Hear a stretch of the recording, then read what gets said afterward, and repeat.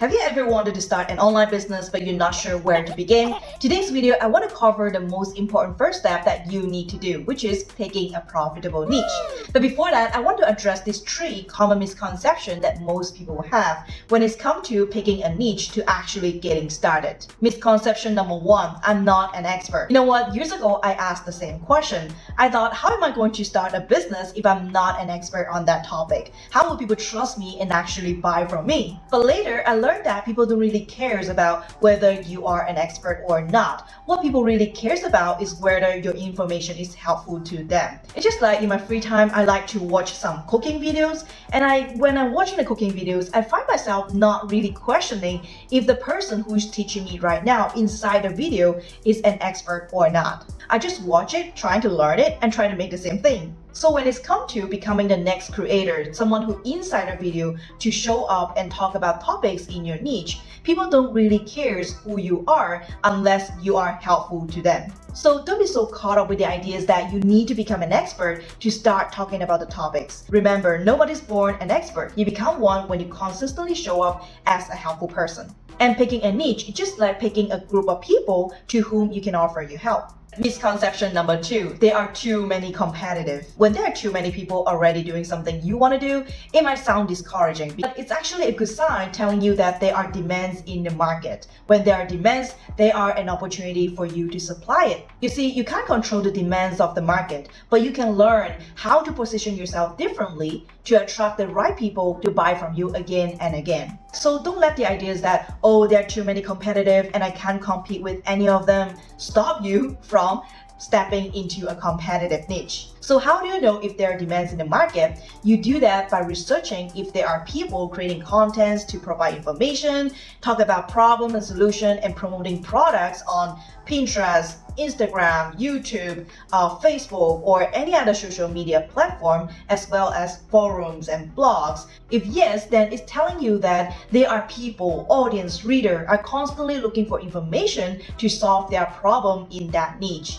Again, when there are demands, there are an opportunity for you to supply it. Misconception number 3, I'm not passionate about anything. The fact is, you don't need to be passionate about something to start building a business, but you should be interested in it. You see, when you pick a niche, you're going to be constantly show up in front of a specific group of people who share the same interests. You're going to speak their language, you're going to think their thought, and you're going to help them to solve their problems. So if you pick a niche that you're not interested in it at all, it can be hard for you to stay in it long enough to make it successful. Yes, you might be able to make some money here and there when you do things right, but don't you feel like it's just like another job that you feel like quitting right now? Picking a niche to build a business, it's just like another chance for you to choose again. It's just like any business you can think of today, online business is the same. It takes time to grow, and you'll be sure to meet some obstacle when you're on your way to building a successful online business. If you're not at least interested into the business you're going to build, any obstacle can be a reason to quit. So picking a niche that you are interested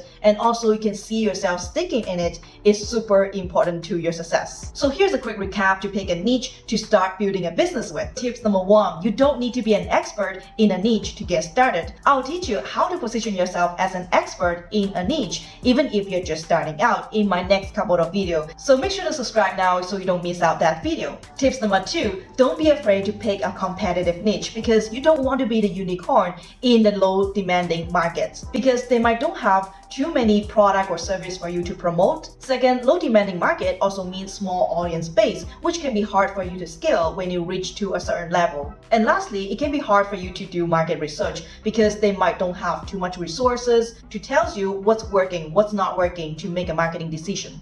Tips number 3, pick a niche that you are interested in. Most people want to quit their job because they hate what they do, so don't fall into the same trap. Pick a niche that you are genuinely resonate with and you can see yourself sticking is the key to build a sustainable business. Tips number 4, pick a niche with repeat buyers. Think about this. If McDonald's only have one-time customer, how far do you think he can grow? Not that far, isn't it? So pick a niche that people are constantly buying, allows your business to grow sustainably. So here are 4 evergreen profitable categories. They are health, wealth, relationship, and hobbies. In every category, they are niches. For example, in the category of health, it's cover fitness, diet, weight loss, mental health, aging health, children health, women's health, and men's health, and so much more. In the category of wealth, it covers investment, trading, make money online, startup, and career development, etc. In the category of relationship, it covers parenting, dating, marriage, friendship, and relationship building, etc. So in every category, they are niches, and in every niches, they have its own language, problem, wants, and needs. For example, people who suffer from the mental health don't care anything about children's health, but both of them are fall into the category of health. But there are two entire group of people with specific needs and wants. I will show you how to find more ideas on that in just a minute. For now, I have put together a list of profitable niches based on these 4 categories. I have left a link down below. Simply download it and see which niches that you find yourself resonate with, and you can see yourself building a business around it. So now let's dive into my computer and I will show you how to do the research to find your niche. Alright, welcome back. So before we dive into the researching part, you should have some ideas in your mind in which category or what niches you feel like stepping in to build a business around. If you want to get more niche ideas, you can use the niche idea list that I have put together for you, and you can use the link down below to download it. When you're here, you just skim through it and brainstorming it to see which niche you feel resonate with. You might have one or you might have a few of them, and that's okay because you are going to do research to figure out which one is worth your time and effort to build a business around. And our goal here is to just pick one, because especially you're just getting started, you don't want to spread yourself too thin on too many different things. You want to stay focused, pick one, and make that profitable, and making that pulling money into your bank account every single day, then you can jump into the next one. I see so many newbie affiliate marketers, they're trying to do a lot of different things all at a time, and that's what causing them to fail, because when you pick a niche and actually building a business around it, you need laser focus. Whether it is talking to a specific group of people, figure out their problems, and understand the product you want to promote to them and everything, all of this needs your focus. When you can make one successful, it's so much easier for you to jump into any other niches later. The other place you can get more ideas from is ClickBank. So if you haven't yet have a ClickBank account, just register one. And when you're here, just click on affiliate marketplace and click all. And here you will see there are a lot of different category and niches that is already having product for you to promote. So when you're here, just click on any of this that you feel resonate with. And now you can check on the product that is available for you to promote. For example, you want to go for the parenting and family niche. And here you will see there's 22 product for you to promote. And then you can take a look at gravity from high to low, and to take a look at the product itself and see if it is something solve your audience problem or something that you like your audience will need. You can get more ideas by Google search popular affiliate networks, and you see there are a lot of different affiliate networks that are available for you to check out products for you to promote, and ClickBank is just one of them. Or for example, if you want to go to meditation niche, then you can just Google search meditation and affiliate program by the end. Now the next place you can get more ideas from is Google Trends.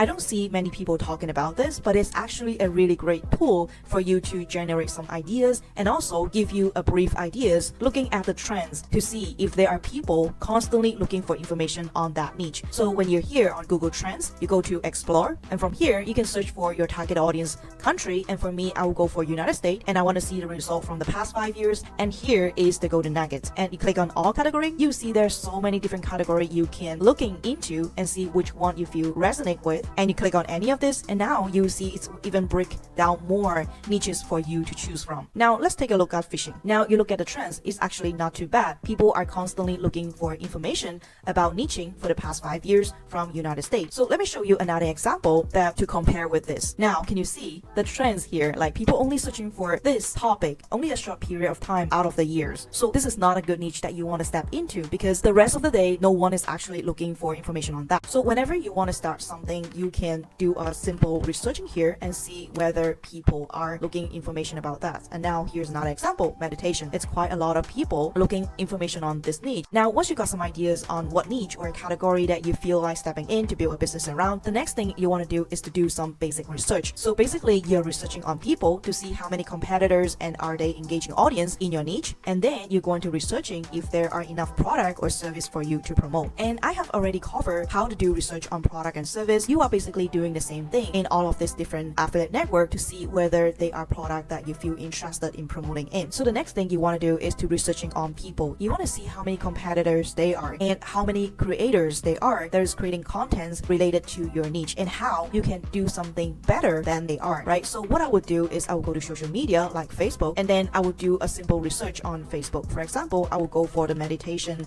niche. I would just type in meditation and then I will search for a group. And now I will see there are a lot of groups that's over 10K. The other thing you want to see is how engaging is that group. Here, can you see there's over 10 posts a day, 2 posts a day, 10 posts a day. This is telling you that this group is so engaging. People are posting things in that group. So what you want to do is you want to join this group and to see what question do they ask, who is the creators in this group, and what type of content do they create, how engaging it is, and if people asking question about it and people looking for solution in this topic. So when you're doing a research on people, it doesn't matter where you go. You can go to social media, go to different groups, go to forums or blogs or question and answer websites such as Quora. Your goal is to figure out what people are doing, right? You want to looking for creators and audience. What creators are creating? What products do they promote? And then you go looking for the audience. So what question do they ask? What problem do they have? And what do they need help with? Because when you pick a niche and you want to build a business around it, these are the two people you are going to look at every single day in that niche, right? So I have put together this few questions that you can ask yourself